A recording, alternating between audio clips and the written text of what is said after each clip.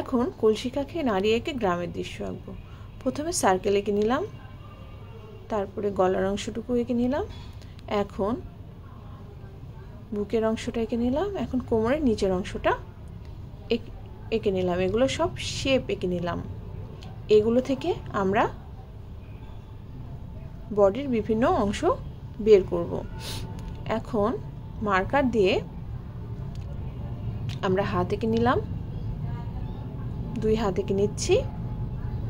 এতক্ষণ আমরা পেন্সিল দিয়ে এঁকেছি এই জন্য যে সেগুলো থেকে আমরা মার্কার দিয়ে পরে বডির বিভিন্ন অংশ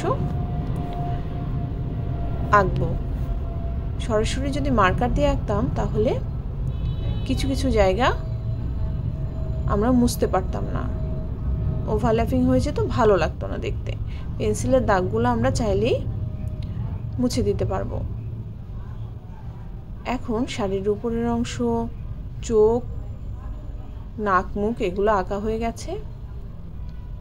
এখন কলসি এঁকে ফেললাম, মার্কার দিয়ে আঁকছি, এগুলো পা আঁকছি। তাহলে মেয়েটা কিন্তু আঁকা হয়ে গেছে।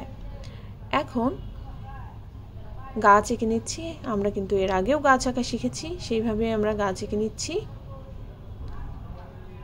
গাছ হয়ে গেল। এখন নদীর পাড় এঁকে নিলাম। নদীর এক পাড়ে মেয়েটা, অন্য পাশে ঘর, গাছ এঁকে নিচ্ছি।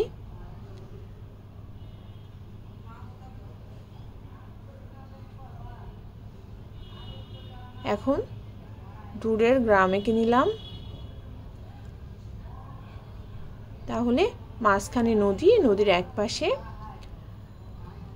কলসি কাঁখে মেয়ে, অন্য পাশে ঘর, গাছ। আমরা কিন্তু এর আগে শাপলা ফুল আঁকাও শিখেছি, তো এখানে শাপলা ফুল এঁকে নিচ্ছি। যেহেতু নদী, নদীতে শাপলা ফুল থাকে, সাবজেক্ট যত বেশি থাকে দেখতে তত ভালো লাগে।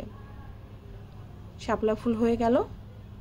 এখন শাড়িতে একটু ডিজাইন এঁকে দিচ্ছি, একটা নৌকাও এঁকে দিচ্ছি। নৌকা আঁকা হয়ে গেল। আমরা কিন্তু এর আগে আলাদা আলাদাভাবে ঘর, গাছ, নদী, নৌকা এগুলো শিখেছি। তাহলে কিন্তু হয়ে গেল একটা দৃশ্য।